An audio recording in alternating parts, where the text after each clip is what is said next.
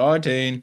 All right. And if for some reason well, actually, the funny thing is, everyone else would be able to hear you if it happened again, but I wouldn't be able to hear you. So easy enough. But anyway, Eric, I got a question for you.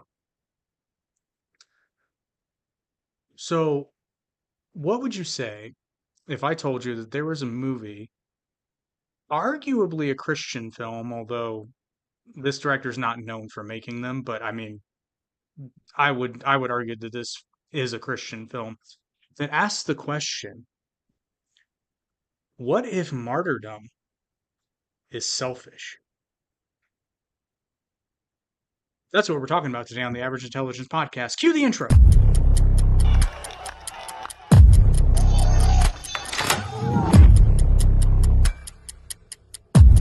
We choose to go to the moon and investigate and do the other things. Weird. Weird.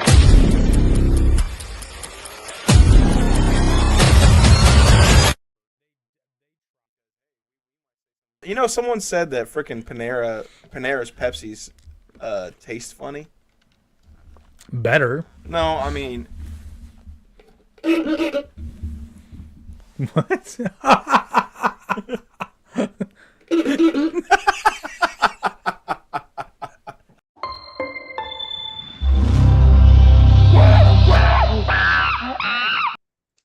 Welcome, everybody, to the Average Intelligence Podcast. Tonight's broadcast is technically brought to you by Paramount Plus, where you can watch this movie, and Stevie Wicks.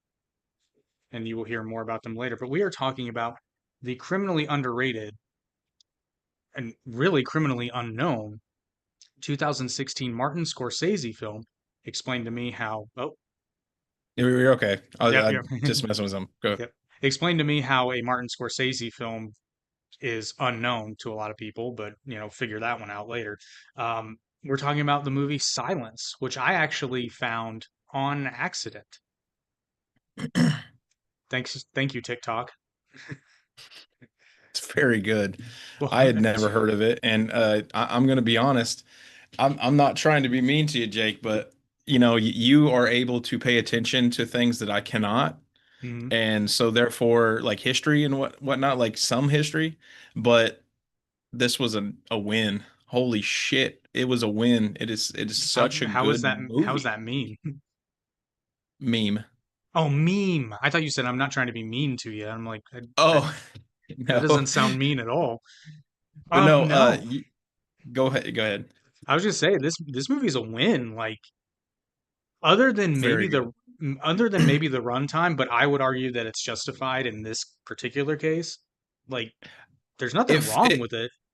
it was fluid. It wasn't without like, it didn't really have too many super boring aspects to it. Like, I mean, don't get me wrong, sometimes it was slow, but it was like basically like what's going to happen But next? it's Oh my deliberate, gosh. it's deliberately slow. Yeah. And like this movie is a masterpiece in film language because like I said, this is one of the few times where a movie with an over 2 hour runtime, it's over 2.5 hours, isn't it? Like it's almost 3 hours long. It's justified. I wouldn't cut anything from this movie because everything serves a purpose. There's no wasted movement, even though the movie's so long. But just to give you a brief plot synopsis, the movie follows two Catholic priests who undertake a mission to Japan to, Jesuits. yeah, specifically Jesuit priests. Yep, but they are Catholic. But they I won't undertake hold a, it against them. well, this is a time where, oh my I'm God, when, Baptist, sorry. well, no, when was the Protestant Reformation? It either had just happened or was about to happen. But this would See, have been this a this time is where where the you only read and you know. this would have been well. That's a shame because I was raised Lutheran. I should know this because he's like the guy who started the Protestant Reformation. But, Oh, really? oh yeah, Reformation happened.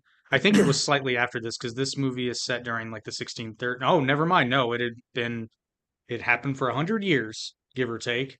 The Protestant Reformation began in 1517. So no. Okay, so the Catholic Church was not the only major church, but it was by and large the largest.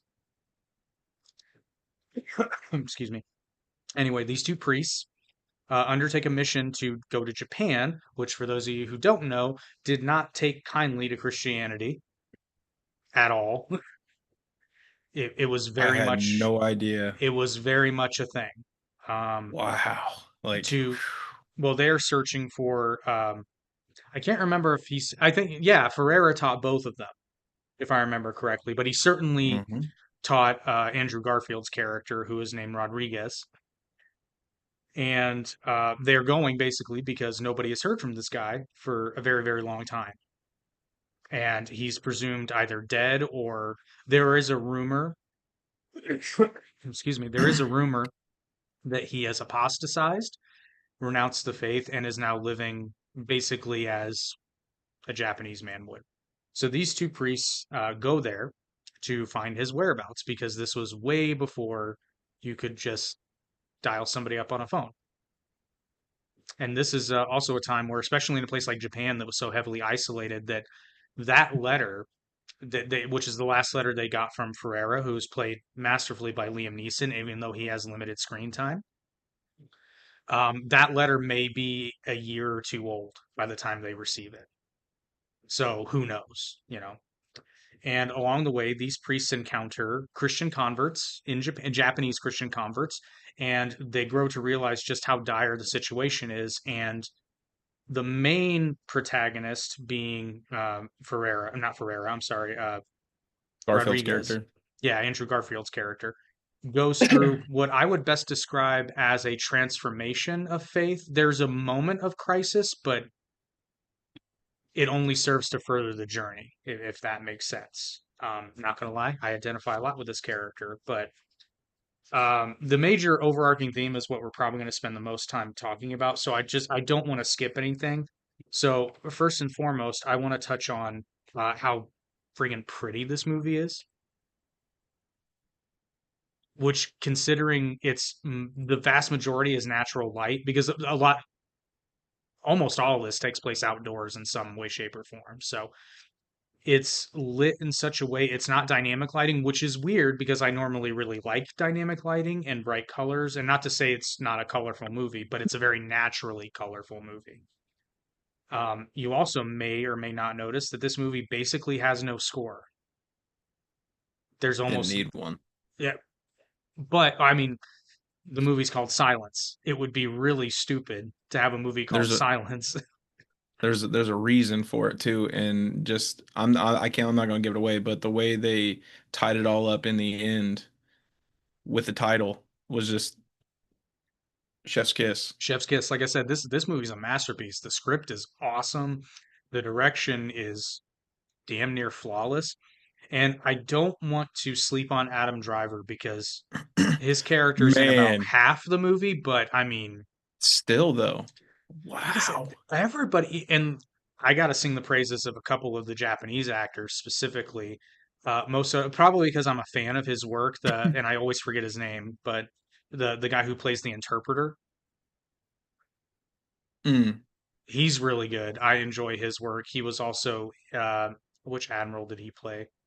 He plays one of the admirals in the movie Midway and does so masterfully. Like he's really good at I love his character in the movie because he's so polite, and then there's a moment, which you know what I'm talking about, when he just rips the band-aid off and all that. Like Rodriguez could arguably almost view this guy not as a friend, but like as not a threat. Like this guy is presumably on his side to a point, and then there's a moment where the band-aid just gets ripped off, and it's Terrible. for more than one reason. But Horrible. Like it was horrendous. and I still maintain the unsung hero of this entire movie is the actor who plays Kichichiro. I mean, Dude, just every time he kept coming back. Like no matter what, man. Like I I just, but the Inquisitor, dude, the Inquisitor was an asshole. It's Um, funny. I found him he annoying, sounded and like the voice actor of Frieza, the oh, you know Japanese what he sounded? version. He sounded like the And villain in Kung. I, He and sounded like what? the villain in Kung Pao Enter the Fist. Betty, Oh, that's funny. Birdie, Birdie, Tiger. He did. He sounded, and Oh he. man. But the thing is, he's supposed to be annoying. He's supposed Well, to I be. mean, He's supposed to be a piece of shit. like I know, but the thing is, like towards the end, well, I mean, I'm not really trying to rush it through, but okay, so the first initial after they leave their home and then they go to what was the Hagua what was the island they went to first? Kojiri's island.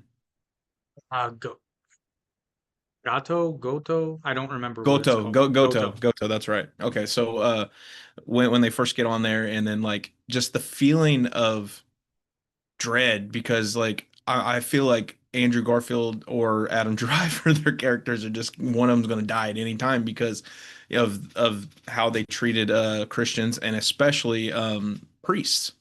Holy shit, Yeah. how they treated priests. But to be fair, I mean Andrew Garfield's character and not the other one, but Andrew Garfield's character got there at the right time though. I'm gonna be honest, like to not at least be murdered.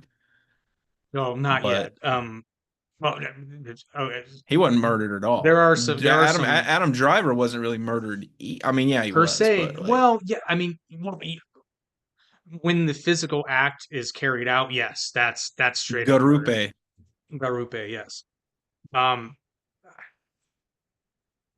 dude, like, I could just trust go me. on and on. Like it blew my mind. Like it was I just mean, so good. trust me, we're gonna get into it because actually, we'll go ahead and get there. Like, I hate to say this because I want you to watch the podcast episode, but if you want to watch this movie first, I highly recommend that you do. So This is pause it. your last warning right here. Yeah, because you can't talk about this movie and not get into I spoilers mean, at it's all. 2016. I'm sorry if you haven't seen it. I mean, Well, come no, on. I excuse people though, because honestly, for whatever I haven't reason, seen it, so what I hadn't even heard of it, and I'm a Scorsese fan, I'm an Adam Driver fan, I'm a Liam Neeson fan, and I'm a Andrew Garfield fan. I almost said James Garfield. That guy's when did you president. last watch it? The first time I watched it was like middle shortly before I got married. So that would have been like late July Oh wow. of Okay. yeah. So like I said, like I never heard of this movie, and this should have been an Oscar contender, and to my knowledge, it wasn't. I don't see how. That man, Andrew, once again, Andrew Garfield's acting, his character mannerisms, whatever you want to call it, like you feel what he's portraying. You don't have to hear him. You feel it. Not only that, So so good. Rodriguez might have one of the most interesting character arcs of any movie I've ever seen. And Andrew Garfield not only acts the scene in the moment, but he also foreshadows in tremendous ways. So there's a moment close to the beginning of the movie before they go on their journey, actually, and he alludes to not being able to sleep because, and he's staring at a portrait of Jesus, right? And so Rodriguez's whole deal is he starts out this journey with a desire. It's not an evil desire. I want to be crystal clear about that. It's a naive desire. He wants to be a hero. The idea of martyrdom is romantic to him. And he is fully ready at the outset. And so is Garupe, maybe more so. They're both very much ready and willing to die for their faith. It's almost as though they want to do it. Yes and no though, Yes and no, because but the thing is, oh, they're naive. character Yeah, arc. Yeah, no, no, they're no, not. no. Never mind. I'm talking about when they first, then they see what that actually looks like because there's a moment. This is one of those really early foreshadowing moments where after the authorities take G-sama, the old man who served basically as their stand-in priest, the first time before they take the four away, and they tell him they got 4 days. later after they select the four people that are going to be taken as hostages. And keep this in mind. These four are not sure if they're going to die or not. They have a pretty decent idea, but they're not 100% sure. And he asks not Jisama, the other guy whose name it's Mikota or something like that. Yeah. He asks him if they ask us to, step on the fumie, which is just like a Picture metal, of Jesus. yeah, it's a metal picture of Jesus. And how they root out Christians is they put it there and they say if you're not a Christian, you'll have no problem stepping on Jesus. You But know. what doesn't make any sense though is like after a while they said, "Oh, we tried killing you. We tried killing your priests, but it didn't work. It actually made you guys stronger." Hmm. So, but and then he's like, "Just step on it. It doesn't matter." And then these people wouldn't. And I'm sitting here as a full-blown Christian. I'm like, "Dude, save your life. See, but Step on it. Escape. you Escape." get yeah, you get the message of the movie, I think. So obviously you do there. But anyway, so the moment, and you'll appreciate this moment now more now that you said that. So he asks Rodriguez, he said, "What do we do if they tell us to step on it?" And then Andrew, it's one of the best lines he delivers. He looks him dead in the eye and goes, "You trample, you trample." And then the Yep. other priest, Garupe, says, "No, you can't," because part of their naivete, you got to realize these two priests they've certainly not been outside of Europe, and they've probably barely been outside of the Vatican. Had Garupe seen what Rodriguez I can't remember if he had seen what Rodriguez saw first when the band-aid was ripped off. Not yet. It That was has not happened yet. so the thing It's okay coming up. so It's coming up. but when so Garfield's character told them to trample on it Hmm. because Because he realized he's like they're gonna kill you. yeah, he realizes it a bit sooner. But the funny thing is, Garupe, and I only got this part the second time I watched it. So fast forward a bit to the moment we're talking about. Eventually, the priests split up, and Garfield is Garfield Rodriguez is captured. They Uh, split up because they were going to different towns, and one of the other villages that they went to. That this is just sorry, just for yeah, reference. If anyone's just letting paying people attention. know. And it's Yeah. more for like a point of reference in the movie because I'm assuming that if you wanted to watch the movie first, you would have clicked off of it by now. And which actually I'll go ahead and let people know. So there's only been a light spoiler. So our first sponsor ad of the day, you can watch this movie on Paramount Plus. If you click the first link in the description, you can get your first 7 days of Paramount Plus for free, and students get 50% off. It is one of the more affordable streaming services out there, and they call it a mountain of entertainment, not just because that's Paramount's logo, but they got everything, including all of Star Trek, all of South Park, and all of Yellowstone, except for some weird reason they've licensed the Yellowstone series, the original one, to Peacock, but that's temporary. But all the prequels and sequels and spin-offs are going to be on Paramount Plus, so check that out. So if you want to watch the movie, you've been warned thrice now. So later on, he's brought to the beach by the interpreter and by the soldiers, and he sees Garupe brought out with some other Japanese Christian prisoners, and they're taken to the beach. They're wrapped in mats and put on a bow, and it becomes very clear that these people are going to be killed. And Garupe is left on the beach because basically they allude to the fact that those Christian prisoners, the Japanese Christians, had already apostatized, meaning they quote unquote renounced their faith, which means they probably just stepped on the fumie. But he says that the priest, being Garupe, has not apostatized yet. And Garupe, seeing what's happening, jumps into the water and swims to the boat to try to help these people. And then he is ultimately pushed under the water and drowned himself. Now, in the moment when you're watching this movie, that just seems like a horrible scene, but it's actually a turning point for Rodriguez, and it's reinforcing the opposite message of the film just one more time, just in case you haven't gotten it yet. Because they do it a couple of times, but that's probably the most That's the hardest they hit you with it. Hmm. And it's important to remember Garupe did not apostatize. And plus, I love the fact that they use the word apostatize. Such a great word. But at the same time, simply just because of what you said earlier, they didn't mind being martyred. They didn't mind because they romanticized it. Like in Right, but today's age, we have technology and we have all these things to keep our minds busy. They had nothing.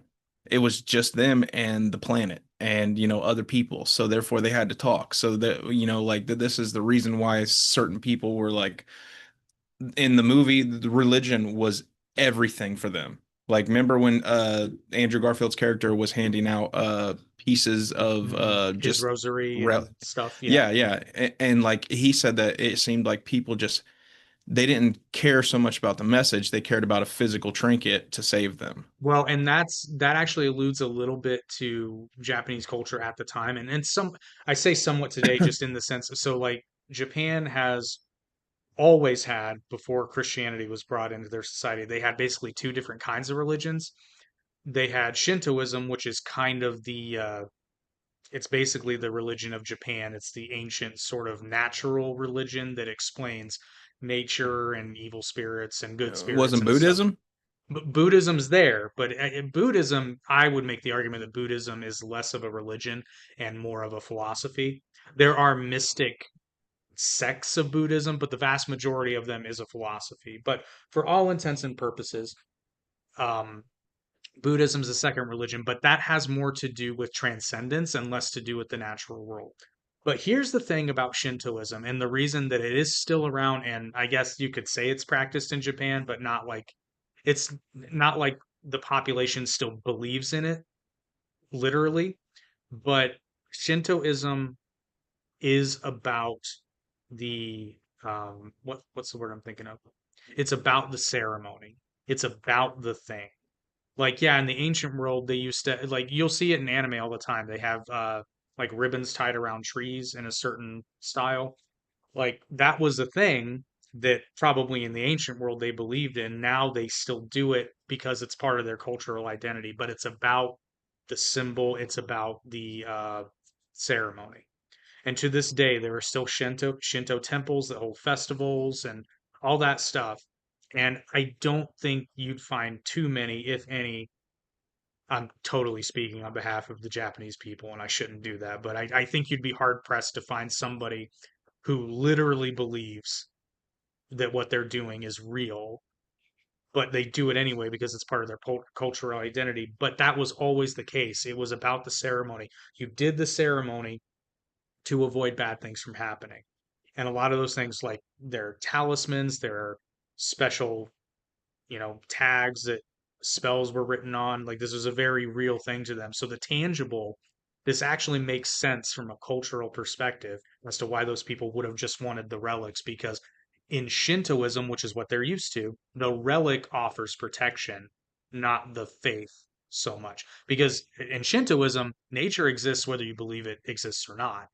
So Exactly. the talisman is the thing that protects you. So for someone who has lived their entire lives experiencing Shintoism and Buddhism, when you hear of, I also love the fact that they refer to God as Deus Sama, Deus Sama, which is not incorrect, but that there's a lot of really subtle moments in this movie that point to that aspect of Japanese culture and give it kind of not so much a commentary, but a tip of the hat of how Christianity as a faith has kind of had to, when it goes to a new place, it's sort of unintentionally at times, it just kind of fits into the culture. So it's almost like pouring water over something. Like it finds the nooks and crannies where it can go, and then it just kind of it grows. That's why if you go around to Christian churches all over the world, there's going to be little subtle differences in practice, and especially once you get away from the rigidity of Catholicism, whether it be Protestantism or Second Vatican, because even But Catholics aren't as within rigid now. Christianity, the core message is the same. That's the point. That, But that that's where people get lost on different sects and all that well, and stuff. So funnily enough, that's what this movie is saying, is that it's about the core message. Garupe and Rodriguez in the beginning and Garupe until his death are so fixated on the dogma and the quote unquote right, the law, the Hmm. rules, as it were, that Rodriguez doesn't get the message until the end of his arc. And well, it's not even the very end. He really doesn't get the entire message until he forgives Kichijiro one last time. And then, funnily Yeah. enough, they're friends for the rest of Kichichiro's life because he eventually does get found out as a Christian after living so long. Yeah, but did you notice how he like walked with no problem? Yeah, okay, so here's the funny thing He because he, I he literally actually they found it and he's just like, okay. well no, you know what he did see this is why this movie is so brilliant. He got that or the movie it never comes out and says it, but it very much implies that he got that relic from Rodriguez.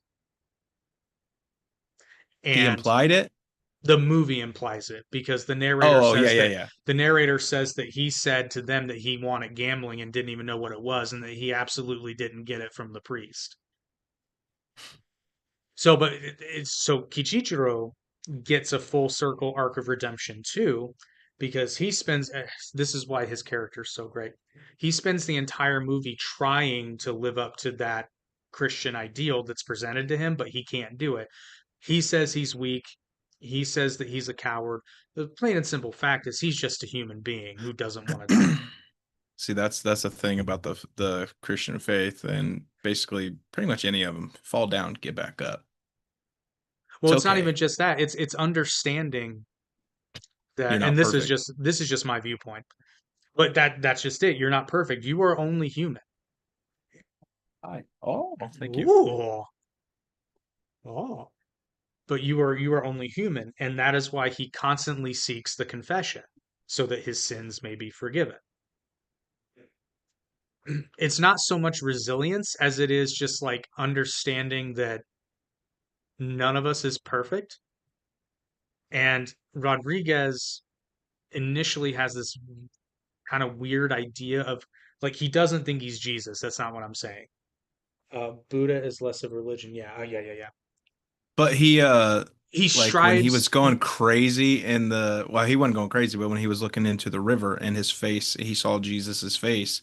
That right there made me think that he was kind of starting to believe that like it's not that he thought he was Jesus, it's that he believed he was going through similar trials.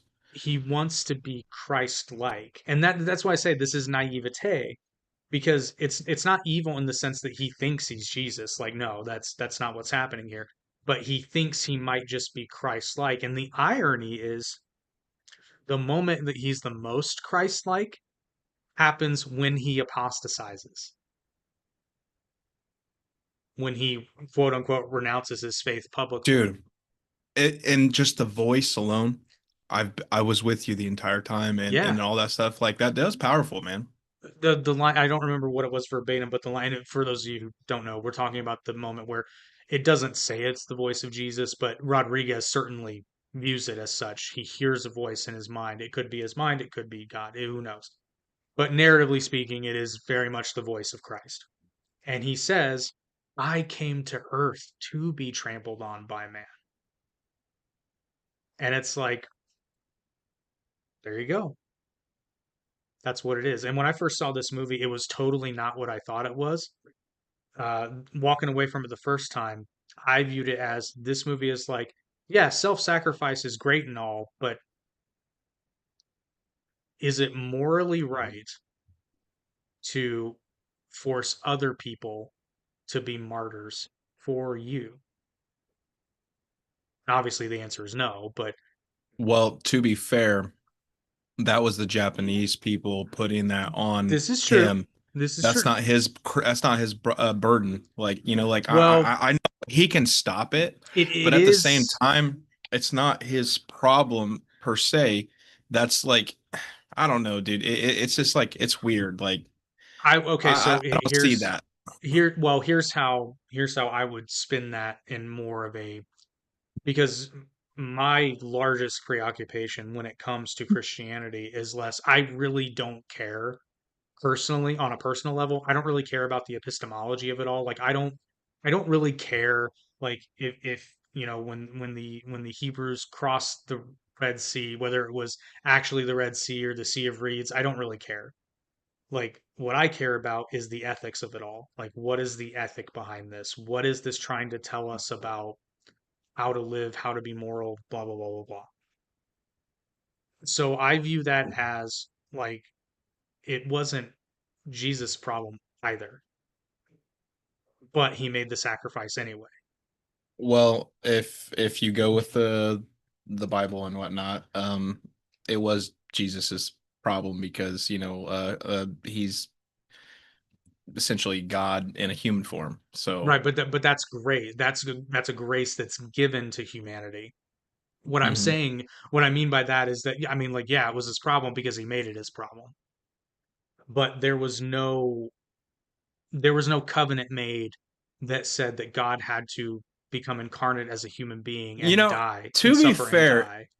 he didn't make any of these things his problem. Once again, it was people who made it his problems, But just and like the then they movie. killed him for it. Yeah, but he knew that was Just like the but movie. well, but he knew that was the difference between Rodriguez and Jesus is Jesus knew it was going to happen because Right. God.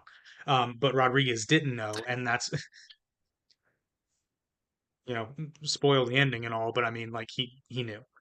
But and what's really interesting is when you read parts of the New Testament, well, the vast majority of the New Testament is like, yes, Jesus is God in the New Testament, but he still has some very human moments, which is awesome to I mean, read.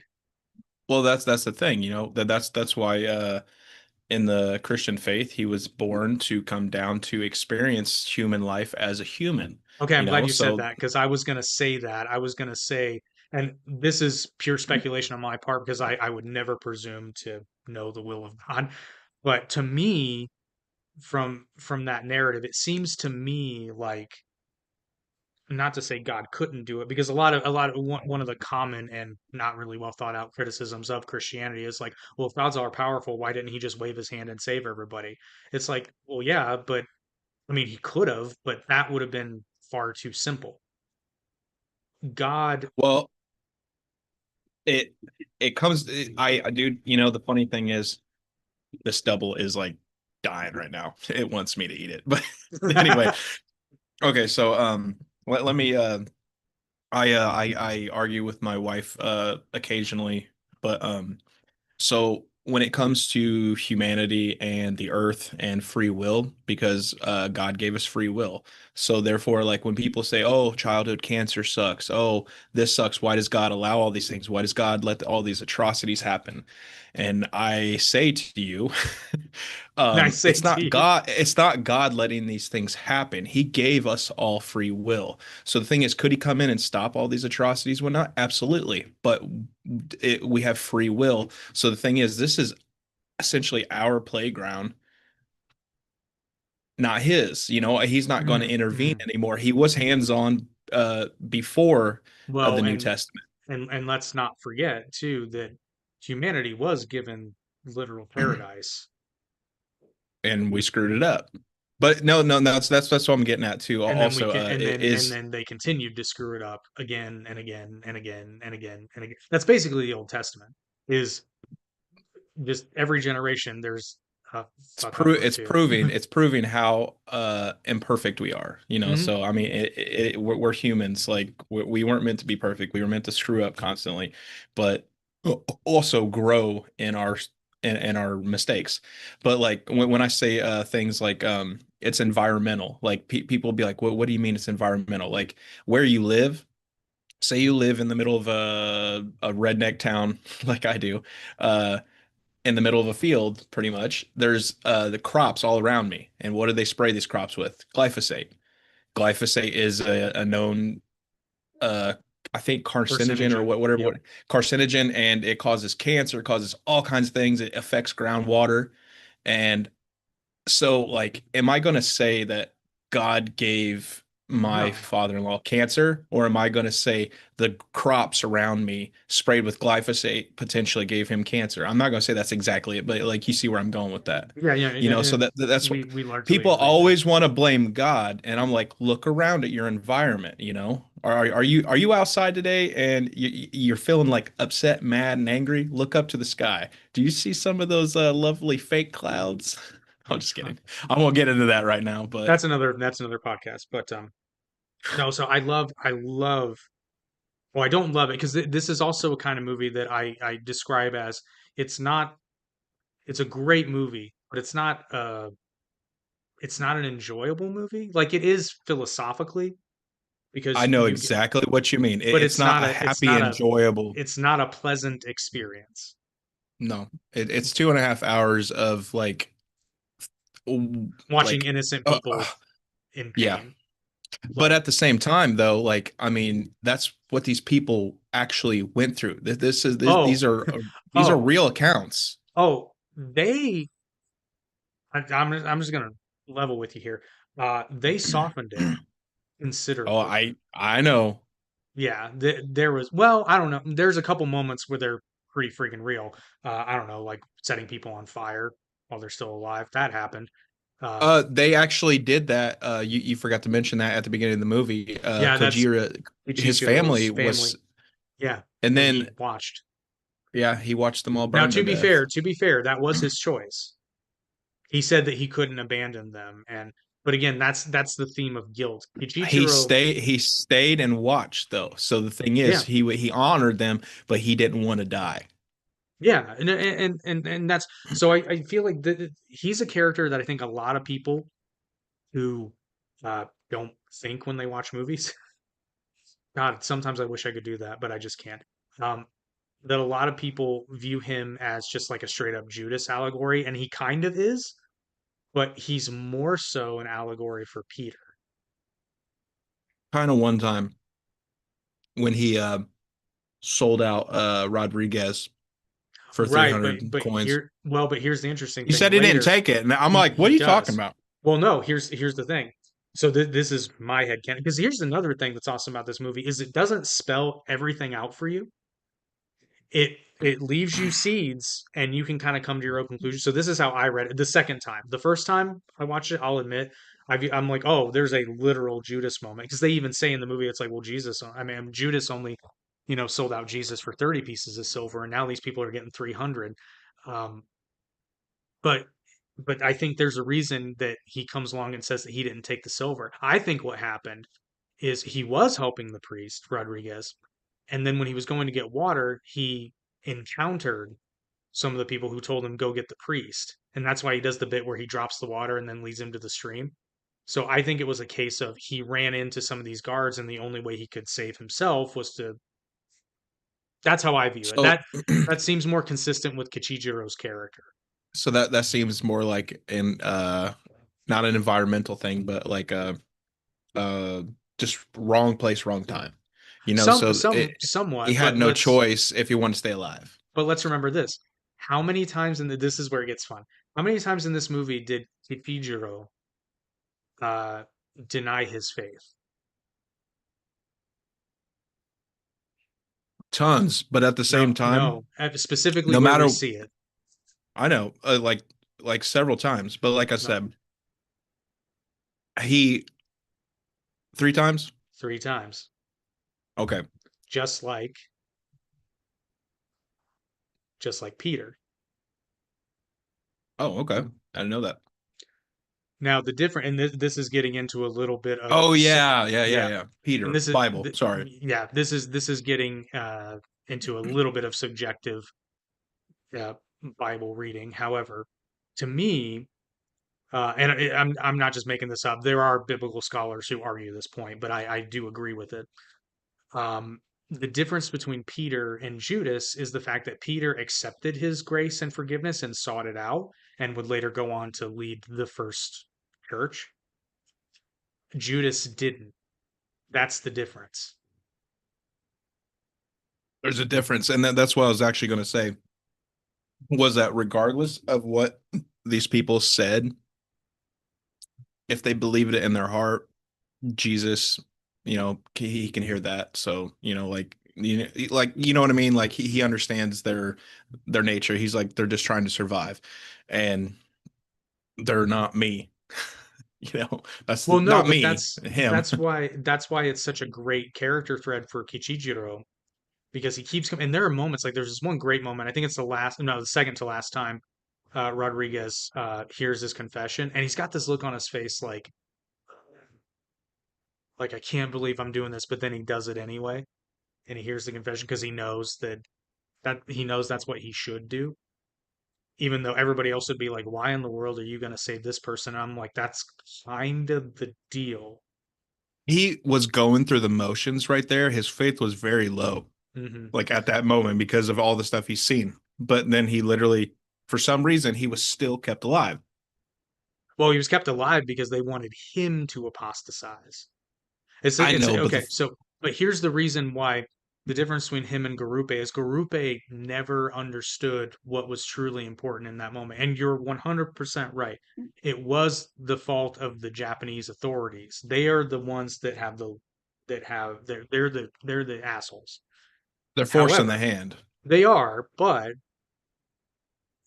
so if you're in a situation even if you didn't put yourself in that, but you could argue that they kind of did because they went there. And I'm not saying they shouldn't have or should have. I'm just saying they went there, and to a point, they caused this new batch of shit stirring. To a point. But if you find yourself in a situation, even if you didn't put yourself there directly, and you are in a position where you can prevent other people from suffering and dying, my contention would be is that you have a moral, especially if you don't have to put yourself in physical harm or danger, you have a moral obligation to do that. However, let's not discount this. We're talking about 17th century Catholicism. So the idea of him denying Christ publicly Oh, it was big problem. is a fate worse than death, arguably. So And the funny oh, go ahead. Like, I was just going to say, that, all they have to do is read their Bibles, and literally, I can bring up, I can't off the top of my head, but I'd have to look it up. But like, I've got a couple different scriptures that literally basically say that you never lose your faith with your salvation once you admit it, because the thing is, it's a gift, it's not earned. You don't get it through works at all. I thought you Like, said you were Baptist. I'm kidding. what's that mean? I might be complaining. I thought is it the Baptists that believe that I didn't know the Baptists were a grace alone crowd. I didn't know that. I thought opposite. I thought it was a works crowd. Never mind.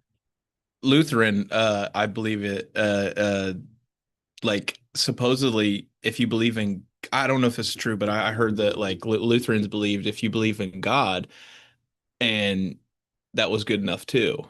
Yeah, yeah. You It's know, a salvation by grace alone. Uh, yeah, Martin Luther actually had a phrase that God doesn't need your good works, but your neighbor does.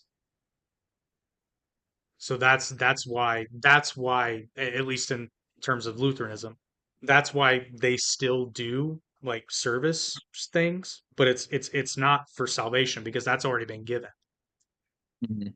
at least according to the Lutherans. Which I mean, frankly, I read the New Testament; it's fairly obvious. Dude, It's kind of the deal.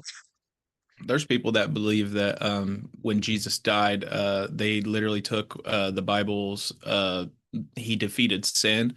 They took that as a actual thing, and meaning that everybody here on after is saved no matter what, I like believe that regardless of faith. with one very important caveat. So there is, and then I think this is originated in Catholicism. I might be wrong, but there's a belief that there's only one unforgivable sin, and that's denying Christ. But that's very vague, um, because, and this is purely my opinion, but I do believe that to a certain extent. I think the only reason that you are not saved by that is if you, and you have to understand what that gift was. You have to understand it and then reject it. See, I That I would think like is to the only believe way. in that. I would like to believe in that because I think I think it's more of a more I guess it's more human. Like I hate to say it like that because that just gives everybody a free pass. I mean, not I'm not saying to be a piece of shit, or something like I that, but understand like what you mean. I understand what you well because okay.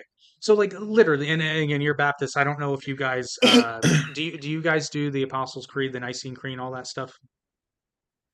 Okay, I didn't think so. I'm just making so, but it's there's it's it's pretty simple. Like, you believe well, in but Jesus and then we just study the Bible. that's literally the Apostles' Creed is just saying what you Is believe and it? all that. Yeah. Okay. But there's also there's a certain prayer where the line is literally we've sinned against you in thought, word, and deed, and I'm paraphrasing like we know that we were not worthy of your salvation, but you gave it to us anyway.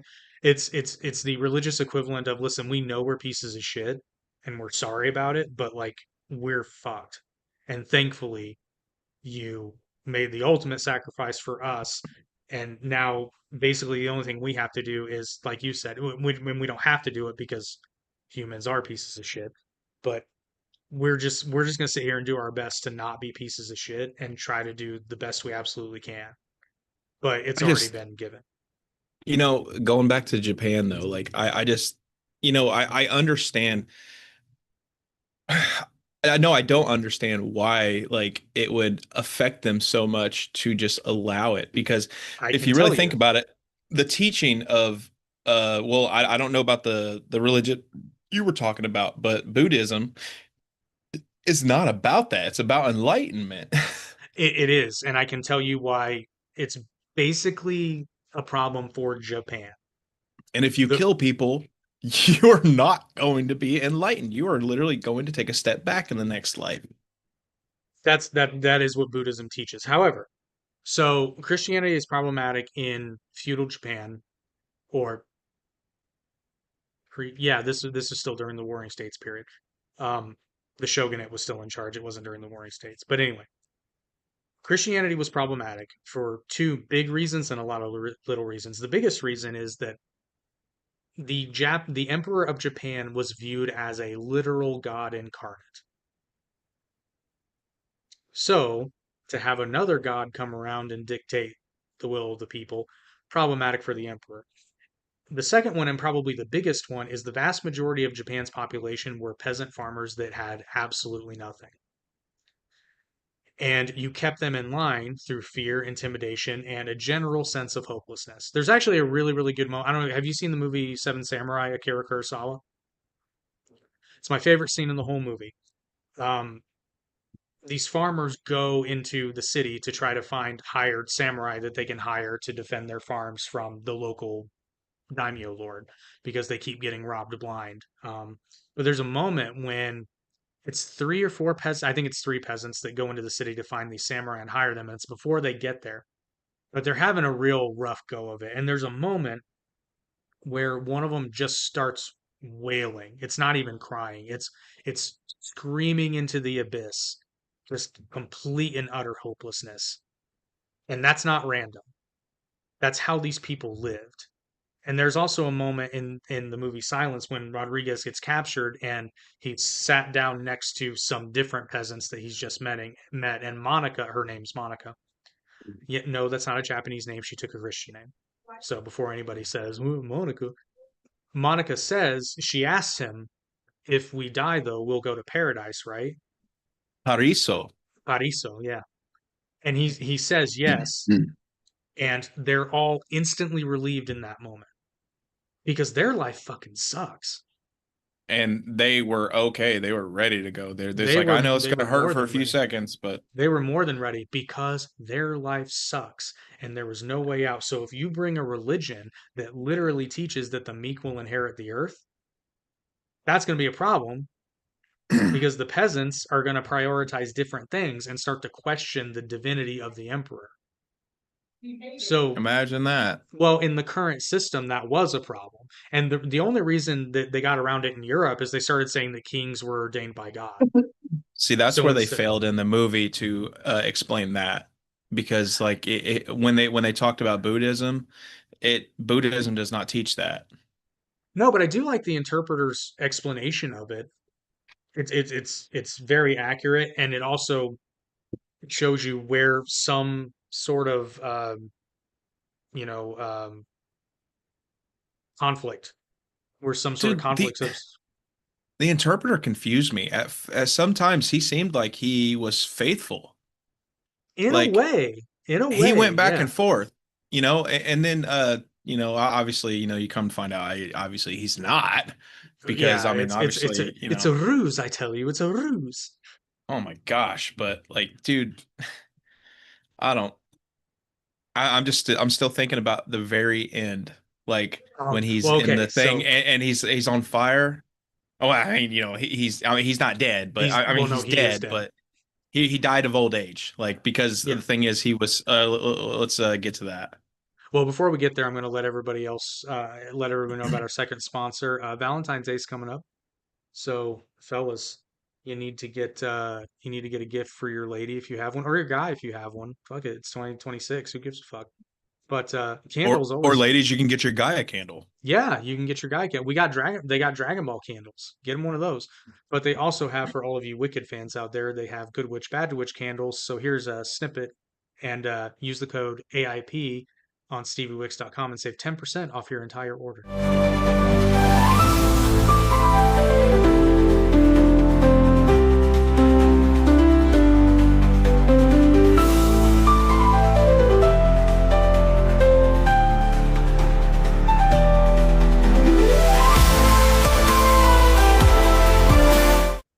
See, that wasn't too long.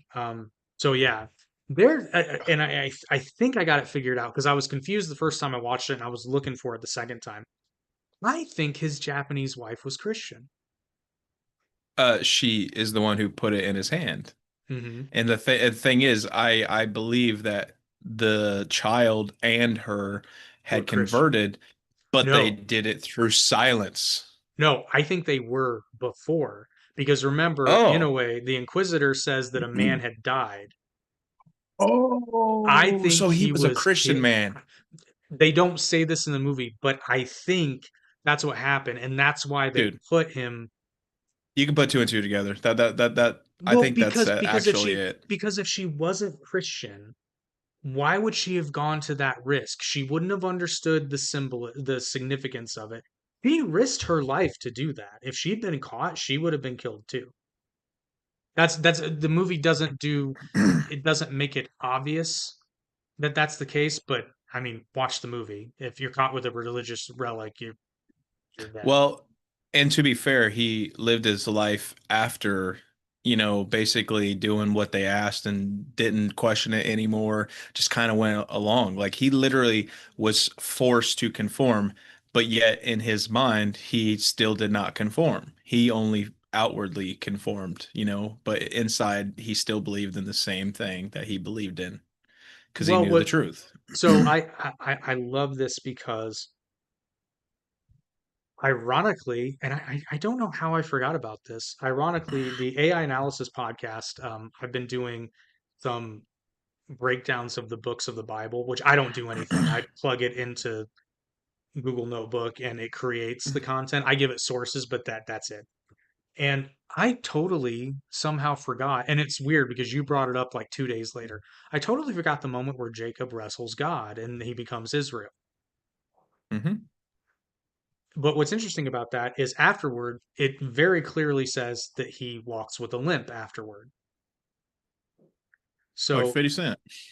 50 Cent. No, and obviously that's a story about, you've ascended a certain way, but it comes with a cost. Rodriguez has a new understanding, but it has come with a cost. And it's a cost that he lives with for the rest of his life. But in the end, the language of the film still shows that because he held to his faith, obviously he's for lack of a better word, he's saved. Still saved. Yeah, so he doesn't have to worry about anything. He can kind of like honestly, he kind of lives the meek life, so Well, I he just funnily enough, he lives a very I would say he lives a Christian life in the sense that because what the movie's trying to say is that the outward stuff is not what's important at the core. Like it's important, but it's not the thing. Dude, when Liam Neeson, his character, what was it? What was his name in the sh Ferreira. movie? Ferreira. Okay, so Ferreira, when he slipped up and said "Our Lord," and he goes, Yeah. You said "Our Lord," and then There's he tries to explain it away. He was like, "Dude, you're just trying to say that outwardly. We know, it's okay." Dude, you get it. Boom. You get it. You get it. Because there's another moment that I missed the first time I watched it, and you might have missed it. It's real subtle. Because in that scene, they're looking at the stuff coming off the ship, and their job is to say whether or not it's Christian or not. And Ferreira looks at this thing. It's like a peacock plaque thing. It's got ribbon on it, and he says it's not Christian. But then uh, Rodriguez looks at it and finds a hidden crucifix inside and reports it as Christian. Confused the shit out of me the first time I saw it, but I think I got it figured out. And it's because of Liam Neeson's performance that I got this. So that scene where they meet for the first meet again for the first, but it's the first time they meet in the movie. Liam Neeson is conveying so much with just his eyes. Like he's saying all this stuff, but you can tell he's torn up about it. Forced to say it. Yeah. He's Yeah. extremely sad. But his character is constantly trying to do these little bits of redemption because he feels guilty about what he feels guilty about apostatizing. He feels all this guilt. So it's presumably that whether he's conscious of it or not, he's trying to let the odd Christian artifact through. But Rodriguez understands that he feels, at least initially, that he sacrifices his salvation to protect the Christians in Japan. And so letting in these artifacts only furthers the potential suffering of those people. So he did what was right Certainly in because his if they mind. got caught with him, they were dead. Exactly. So So like, it it's just, reinforces the theme though, because it's not the thing. The thing, and for fuck's sake, Jesus tried to say it. It's not the things. It's what's here. but also at the same time, if they don't know about Jesus and they don't know about anything other than their own religion within the Bible, it literally they are protected too. They're saved regardless See, because dude, I'm so glad you said that because I bring this up a lot with people and they're like, no, no, no, no, no. because you have people on islands who don't, they've never met another person, and they do exist. I mean, there's been idiots who literally go to these islands and then get eaten by them. Yeah, for real. So I mean, it just Okay, it so I'm just not is what it alone here. is. I'm not alone here. But yeah, so You'd be surprised on what I believe and think and whatnot. Like I'm way more maybe we that's the gotta. thing. We grew up differently with people with religion and whatnot, and I started doing my own study and whatnot, and I found that it is way more simple It is. than it needs. I mean, than people make it. Well, I It's mean, not it's not complicated. just to put this into perspective, that's the reason I had a crisis of, and technically I'm still in it, but I've decided that it's really, really egotistical to claim to have all these questions and not ask, the source. Really egotistical. But so the the way the whole, way I see it, if you have a feeling, sorry, buddy, I was gonna say no, no, you're if you good. have a if you have a feeling about something and it weighs on your heart, there's a reason. Like Oh, dude. it's not just your guilt because there's plenty of people out there who literally straight ignore that stuff and they're psychos. Oh no, and I want to be Anyway, crystal clear. I never felt a sense of guilt about it. In fact, and this sounds unbelievably hubristic, but I promise, like I was 14, leave me alone. But and you remember, God, I was religious as hell. I wanted to be a pastor when I was younger. That was my call. Oh, maybe you don't remember that. That now was my deal. I started going to the Lutheran church with you, but it was Yeah. only for lock-ins. We never actually, I Oh don't yeah. think maybe, Somebody I don't think we ever went to any service. you might have gone to one, maybe two, but it wasn't a normal thing. But yeah, lock-in. Somebody had to raise hell. Oh, by the way, my church now, I got excited because they had a lock-in scheduled. Yeah, pay $50. I'm Ours like, is what? free. I know, right? Granted, this is a significantly bigger sanctuary, but anyway. So it First was place I actually heard Bloodhound Gang was at your church. How did that happen? Actually, it wasn't just Bloodhound Gang period. It was the Hooray for Boobies album. Because remember that one, I can't remember his Oh yeah, name. yeah, That yeah, yeah, boy yeah. little blonde boy. I think he had buzzed hair. I don't know who he was, but like, and like he said, if you stick your tongue through the middle, it looks like a booby.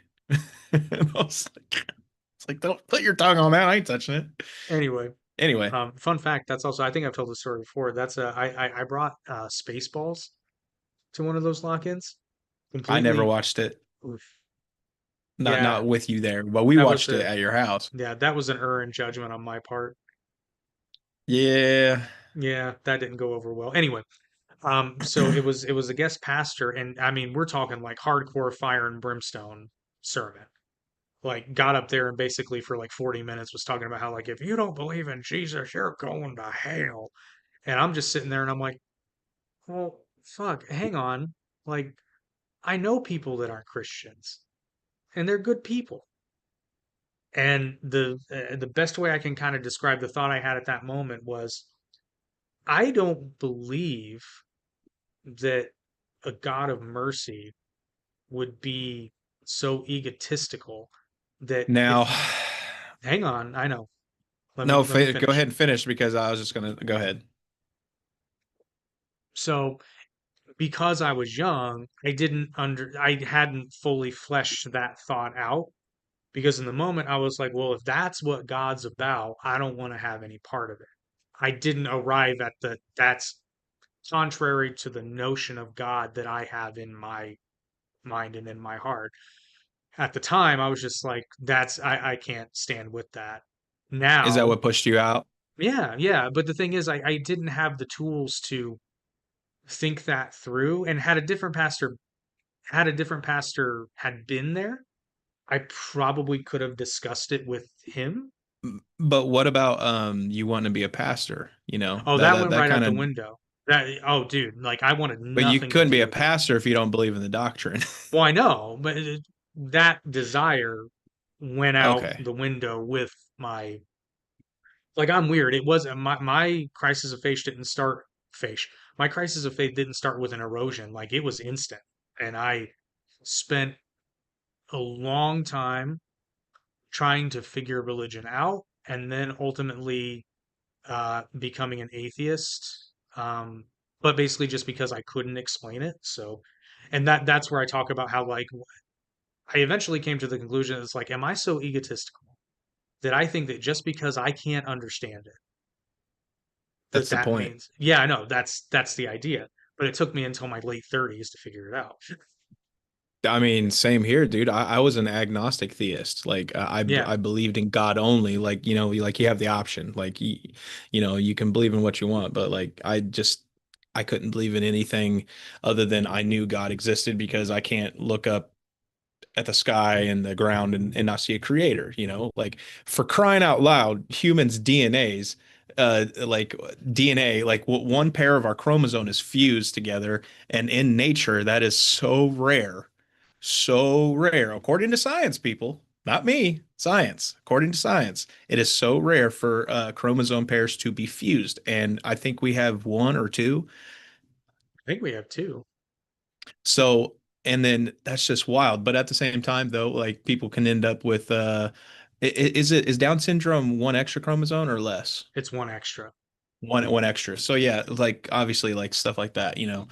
So obviously DNA genetics can happen like that, you know, Oh, mutations, but absolutely. But the point I'm making with all this roundabout to tie it back into the movie is that's why I really identify with Rodriguez's character because he goes through a mini crisis of faith in that, and I get it. He's getting put through the ringer, kind of like Jesus. Not exactly like Jesus, but kind of like Jesus. but he's a priest, and the thing Yes. is, listen, if you can put a priest in there and he can lose his faith like that, imagine a standard Christian who is just like maybe new in their faith, they drop it all together. Well, I think that's when he finally understands Kichichiro. He That's never when he dropped gets. it, but he screwed up all the time. That was so great to see that That's because the like point, I was though. I was annoyed at first, but then I grew to love Exactly. him. Did you not like Exactly. him? Like Initially, no. Oh my God. I was like, fuck this guy. And then I got it. I was like, well, when he was oh. drunk at the other place and he wanted to go home. Yeah, that was different. But I'm talking No, like I'm when he talking went back to about the island. when he sold out the priest, when he sold out Rodriguez, that's when I was kind of like, yeah, fuck this guy. But then I realized very quickly, I'm like, I oh, was well, too, but he that's the literally idea. said, "Can I still be saved? Will he save a wretch like me?" You know. Yeah. And I was, and then like literally, even though he's being taken away, you know what that dude would have said to him if he probably would have been able to talk to him? He'd be like, "Yeah." Probably not in that moment, but No, he'd probably be like, "I hate you, but you're saved." well, he has that look on his face Oh yeah, he was when he has the mad. gall to ask for confession. But which and this is funny coming from me because I don't believe in the sac. Well, I believe in confession, but I don't like the Catholic sacrament of confession. No one needs to hear it. It's between you and God. That's kind of why. But I understand that it had its place, and as far as Kichijiro was concerned, that was the only way his sins could be forgiven, and for a long Mm. time that was the case. It's actually That's one the of the reason I. well, Go that's ahead. one of the Sorry. problems Martin Luther had with the church is he very much disliked how confession was done, which is why I don't know about Baptists, but Lutherans have a we have a moment of confession where we kind of we say the bit where it's like, yeah, we know we suck, but thankfully you saved us, and you don't have to go into specifics, and then the pastor absolves you of your sins, and then you continue with the service. Like See, that's yeah. I that's mean, all that's all you need. whatever works. I mean, like I mean, but here's the I thing. Here's the thing, though. If you're Catholic and I think they're you all correct, unfortunately. to Besides, a certain extent, I always priests say this touching about kids. I. Well, but Sorry. okay, but like not to pick on Catholics, but I mean, I would cite that as an example that this movie's not directly talking about, but again, like okay, how important is it in the scheme of the faith in general? How important is it that priests be celibate? Like truly, who gives a fuck? That's Catholic what priests, I don't think they have to be celibate, do they they? do. Yeah, Do nuns they? do. Yeah. You Oh, okay? Okay. that's why they were touching boys. Well, no, you okay, and this is an important distinction. You have to be celibate at least after you take your vows. Mm. Because you can become a priest later in life. It actually, the movie Signs, Mel Gibson's character has children, but he's a Catholic priest, and it's because he becomes a priest later in his life. And you can become a nun later in life. This happened in the medieval era all the time. So, wait a minute. If he becomes a priest after he's married, is he not allowed to touch his wife His anymore? wife was dead. That's why. He was a priest while she was alive. No. He Mel became a Gibson? priest in the movie Signs. Yeah, he became a priest Yeah, I've after seen it she a died. hundred thousand times. His wife's dead in that What? movie. No. Yeah, It but would well then I guess she Mel Gibson doesn't. died. You need to rewatch that movie. She died, and he literally came to the scene with in the suit. Oh well, maybe he wasn't Catholic then. I don't know what he I was, don't but because they I called him mean here's the thing. father. Well, Catholics don't have a complete monopoly on that. But actually now hang on. Now I'm gonna find something because I Yeah, feel no, like because his whole house was based around faith and whatnot, and that's what the whole movie of Signs was about. That even though like something amazing can happen, there's still God. Signs, not sits. That's a great movie. Signs. That's one of my I need favorites. to rewatch it. I didn't appreciate it. He's It still not a holds up. Catholic. Oh, okay. He's a former Episcopal minister. That's why. Okay. So yes, you are correct. So never mind. Never mind. But Yeah, because when his wife died is when he gave up the well, church. there's another movie. There's another movie I've seen where there was a priest who had children, but it was because he took the vows after he had a family. Hmm. I never heard of that one. Yeah, technically speaking, most people do enter the priesthood before they have a chance at having a family, but not to Yeah, say it's it can't like happen. you give up what you don't what you miss or don't miss, like Well, I would ugh. think that's No. arguably easier. Ignorance is bliss in that regard, Kind of like but Sandy from Saving Silverman. She's gonna become a nun. well, but point still made. Like in the scheme of things, how important is that compared to Like even just in an ethical sense, like if you have two laws, but one law can theoretically lead to another transgression, which law is more important? I would say the one where you don't cause harm to another person. So if there, and it's not excused. I'm not saying that, but the reality of the situation is like I think it's a contributing factor. It's not the only reason, but I think it is a contributing factor. It's just crazy that someone be like, "Oh, okay, if you don't say or do this, that person gets punished. Well, Not you, that person." interestingly enough, and a lot of people don't know this, but during the medieval period, the church and well, the church kind of really did look the other way when it came to brothels and prostitution. It was seen as the lesser of two evils. The church really did like the churches themselves, not the church. Like let's differentiate between the two because the Yeah, yeah. church just means Jesus Christ's church, Church but the with a churches lowercase c. is yeah, right, exactly. So the churches though, they almost ruined it because of how like exactly what you're saying, like they looked the other way on certain things, and then like Catholics, then looking away for who knows for how long with the pedophilia and other things happening within the church, so it's like that really discredits and discourages people, so Well, funnily enough, we but can not funnily enough. Jesus said worship God, and I can't, yeah, I just just that's the way it is, like Well, but people worship here's the church too much. yeah. Well, okay, perfect Churches, sorry. because we can tie it back into the movie. So, what's more important, the prevention of suffering or protecting the integrity of the church? Jesus would have protected the suffering. Absolutely. Jesus broke the law of the religious law, well, and the secular law, but more importantly, and the New Testament goes out of its way to show these instances. Jesus broke several purity laws, like repeatedly. He Hmm. performed miracles on the Sabbath. He associated with undesirables. He openly ridiculed the priests, which in Jewish law was a big no-no. Um, Well, they also believed him to be using dark magic, which well, is a sin yeah, against God as well.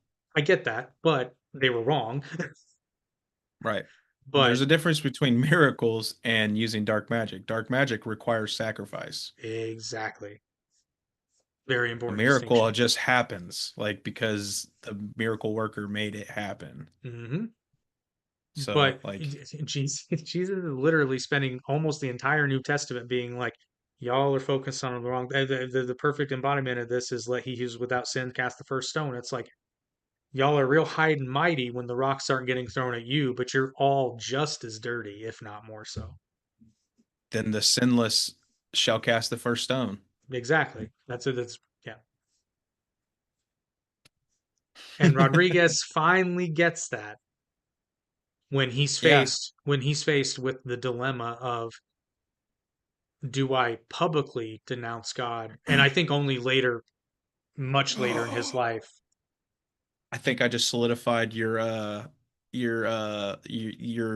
theory of his wife and child being Christian because of them. He stayed silent completely for them because the thing is, that they could have been killed, because Well, of that, along with his friend Kichichiro, because Yeah. it's real subtle. It alludes to Kichichiro as a servant when he's taken away. So I'm again, this is my reading of the film. I could be wrong here.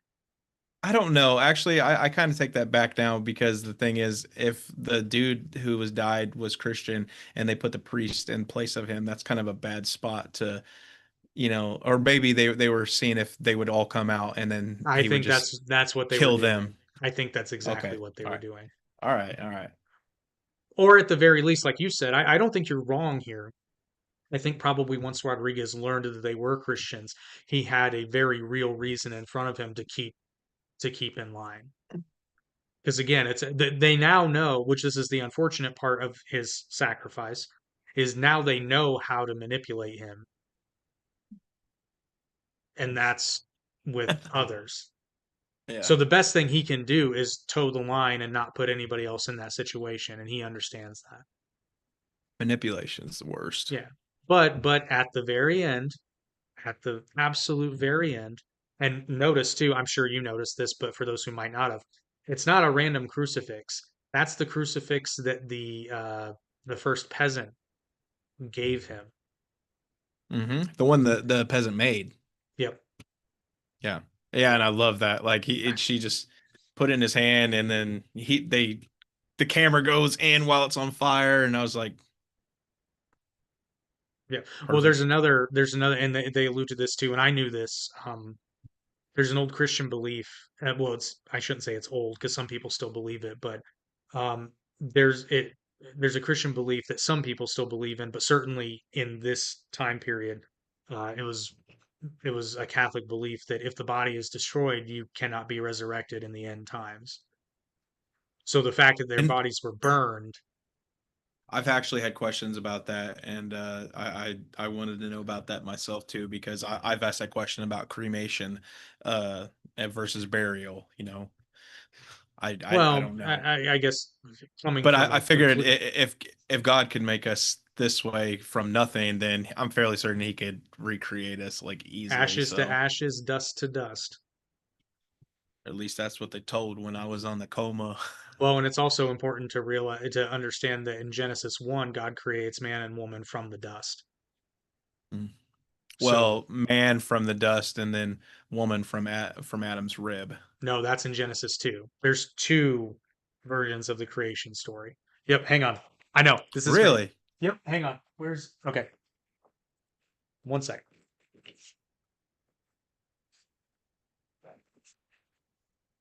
Most people miss this because it's less descriptive. Everybody knows the rib, which is it's in Genesis 2, but I'm so excited. I love I was pointing this told out. that in the beginning is actually a mistranslation, and it's supposedly at the beginning because of the um whatever word was used in the original translation. I don't know if that's true or not, but it's interesting.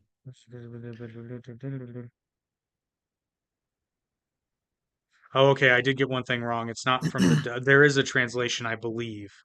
Oh no, I think we're each right in our own way. Yeah, okay. So you were right. I got the dust part wrong, but Genesis 1, 20, verse 27. So God created humankind in his image. In the image of God, he created them, male and female, he created them. I mean, But you're right. In Genesis 2, it said, Then the Lord God formed man from the dust of the ground and breathed into his nostrils the breath of life, and the man became a living being. And then later, uh, so the Lord God caused a deep sleep to fall upon the man, and he slept. And then he took one of his ribs and closed up its place with flesh. And then the rib that the Lord God had taken from the man, he made into woman and brought her to the man. imagine that. We have this many ribs and we only gave them one. Shows how much powerful. No, just kidding. Well, no, and believe it or not, there is actually a scholarly reason why there's two, but we can get into that some other time. That's an example where like I really it kills me how people will argue this point. I really don't care about the epistemology of it because I don't take any of that literally. Like it's an ancient people describing how the earth came to be. Like I have no illusions that that is literally the account, but I digress. That's a whole other. Yeah, I'm not a creationist. I don't think the earth was created in 6,000 years or whatever. Like Well, who I think defines a year? Like the Bible's full of questionable timelines. well, I mean, just to take one for not granted, but Jesus' birthday. We don't Yeah, know when he no, was actually born. The we have no 25th idea. was because of the winter solstice. Hmm. It Yeah, it was was just it was to coincide with Yule. yeah, That's so Europe but people. like most churches will literally say that we just celebrate on that day, Yeah, but we don't presume to know when Jesus's actual birthday was. correct. Yeah, we have no I earthly know it idea. was cold. We know it was cold because Mary and Joseph were literally in a stall and it was not warm because yeah, I don't know. It's just Well, you imagine that that's having why to he have a was baby in a stall. Well, that's in a why he was horse wrapped stall. in. That's why he was wrapped in swaddling clothes, I could not say. clones. Right. It was cold. Clones. The desert gets cold at night. Have you seen Warrior Nun on Netflix? No. It sounds silly, dude, because at first I was like, oh, why am I watching that? That sounds like a mechanical nun or something. But dude, So, it was so good. oh, is this like a I think Netflix series or something like that. It's on warrior Netflix, nun? but like, dude, like literally, this girl, she literally is in a bed her entire life. She can't move anything but her eyeballs, Oof. and like, but all of a sudden, she ends up actually dying, and there's like in this, there's nothing. Like, she was dead and she knew what it was, but like, there was a, halo.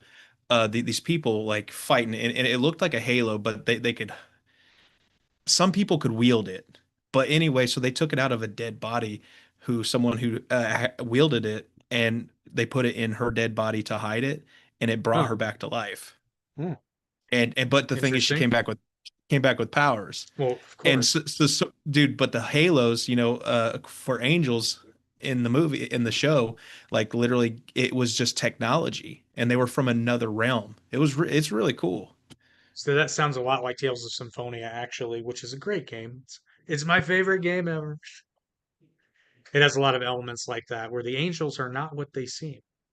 I got to wrap up soon. I'm dying. Yeah, yeah. No, I mean, I guess we'll just end on gushing over it some more. Long story short, watch this freaking movie. And in fact, I might actually bring this up to, I feel like I don't know the pastors enough yet to bring it up to them. But like, I think this is a great movie for Bible study groups to watch.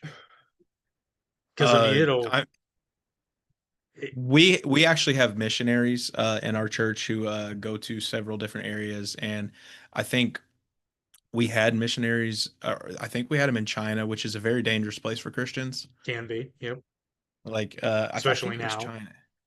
Post I think, communist China, yeah, it's not. yeah, yeah, but so like, I mean, like they understand like those missions. Not all of them. I'm gonna say the missionaries Yeah. do.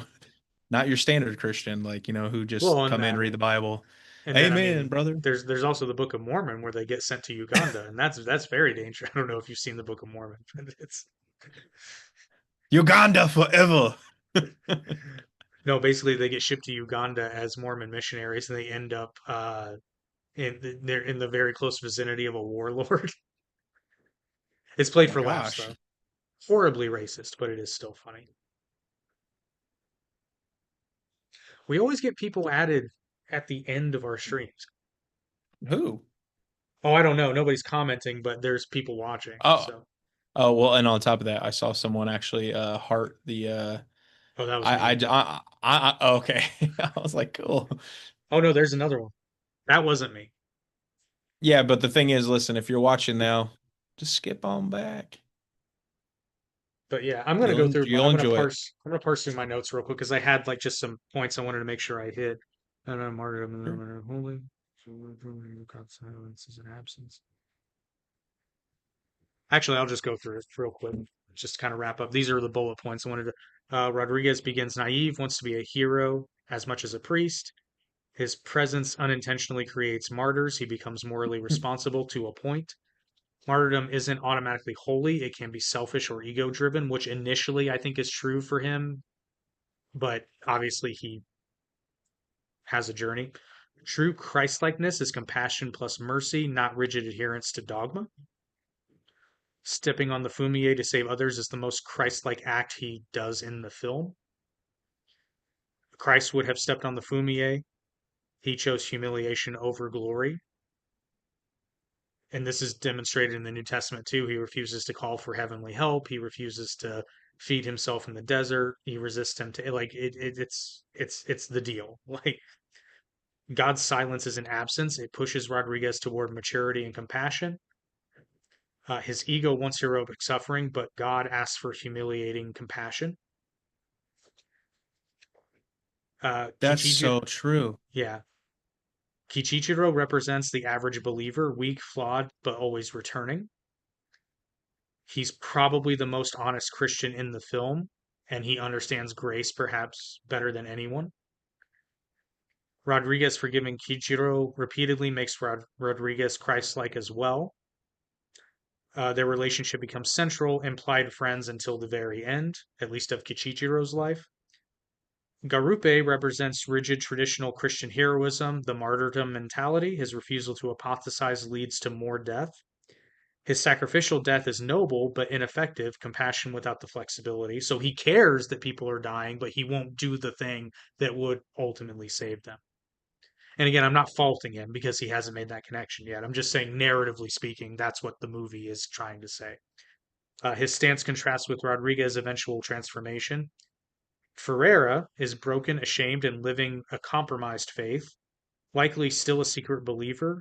He allows Christian items through customs I'm at not trying to times. laugh, but every time I hear his name Ferreira, I think Ferrero Rocher. I'm I like mean, thinking of chocolates. his little mercies, however, are guilt management, not true spiritual integrity. And Rodriguez sees Ferreira's path as incomplete or hollow, which is why he kind of gives him that nasty look when he catches the crucifix, and why he questions when he said, "You said our Lord." Rodriguez's arc begins romanticizing martyrdom. Early moments telling the villagers to trample, though, is foreshadowing also his first understanding that this is not as cut and dry as he initially believed. He eventually realizes suffering is happening because he refuses to apostatize.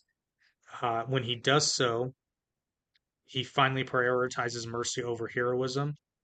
And it's important because this is when he hears the voice of Christ in the moment saying, I was born to be trampled, which becomes a moment of him finally understanding that that is the thing that he should do. And ends with hidden face, crucifix in hands, placed by his wife, likely also a hidden Christian. Already touched on that. And we touched on villagers cling to relics and symbols because that's how their culture expresses faith. Christianity always hybridizes when the culture it enters. Japan is no different. Rodriguez initially tries to impose European Christianity. His apostasy stops that. A Japanese form of Christianity does survive, quietly hidden and humble. We talked about his eventual wife probably being a Christian. And then this goes into the villagers and their persecution. The villagers are braver than Rodriguez early on, but misunderstood the theology. They attach faith to symbols because that's culturally intuitive for them. Japanese authorities escalate humiliation once they see stepping on the fumie isn't enough. This is when they tell them that now they need to spit on the crucifix and call the Virgin Mother a whore. Their torture is designed to break the peasants and priests psychologically, not just physically. And yeah, because we touched on everything else. We're touchy, feely. Yep. Yeah. It's long story short, Silence is a fantastic movie. Watch it. Particularly if you're having a crisis of faith, it can be very, very illuminating. But it's also just Well, a great movie. I just just how devoted he was to just I it was wild. Like it was not a fun watch, I'm gonna be honest, but it was necessary.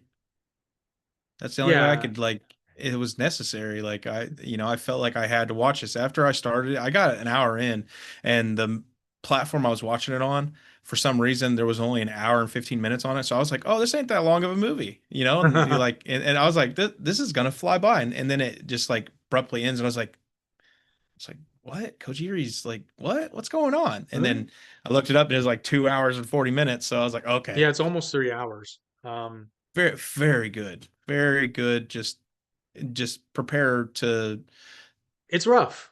I'm feel not gonna lie. something. It's rough, and the torture scenes are very visceral for a reason. But as I always say, I can forgive anything in filmmaking as long as it serves the plot, and this is necessary. Hmm. The implication of torture would not be sufficient for a movie like this because you need to feel it. You need to feel what Rodriguez is feeling so that you understand why he ultimately makes that decision. Which is why, hey, it's great. Acting is phenomenal. I'd like more movies like this. I want them because it's so I great. wouldn't be appalled. I wouldn't be against it. I don't know why I said appalled. Yeah, there's another movie that's actually worse than this one in terms of it being an unpleasant experience. However, as I tell everybody, I brought it up on this show before, Flowers of War. That one's rough. It's worth seeing, but oh, the ending just got you, man. It's so awful. It's so sad. But Maybe we'll have to do a review on that one. oh God, dude, I will if they want us to, but I'll be honest, I really don't want to watch that movie again. I'm not gonna lie to you, dude. Both times I've watched it twice, and both times I Hard. watched it, I had to take a break. Yeah. It's rough, dude. But it's a masterful film. I might have to watch it then. You give it a try, but I'm gonna warn I you, it's rough. I trust your judgment because the thing is, you're pretty hard on movies. So if you Oh say no, I something am. that you think's good, then I mean, you hated the Batman. I mean, Okay, you just hated it because of Patton. listen. That was it. If it would have been Eh, Batfleck, dude, you'd be like, I still he's have all problems. right. I still have problems with that script, but you're probably not wrong. I would have liked it better. But hey, any movie where I It's get to okay. watch Robert Pattinson get shot. The big old fat suit, dude. That we did crack up like crazy when he Which, by the way, if you something in the way. Which, by the way, if you'd like to watch that review, that is in actually it should be in the same playlist as this one. Not only the podcast, but there's a specific playlist for movie and TV reviews. So you can find it in there, or you can just search Average Intelligence Podcast, The Batman. But I'd say, unless you've got any final thoughts on silence, we will be silent. We're going silent. I'm daddy's hurting. Alrighty. Well, thank you everybody for watching this episode of the Average Intelligence Podcast. Hopefully, you're a little bit less average and a little bit more intelligent. Nailed it that time.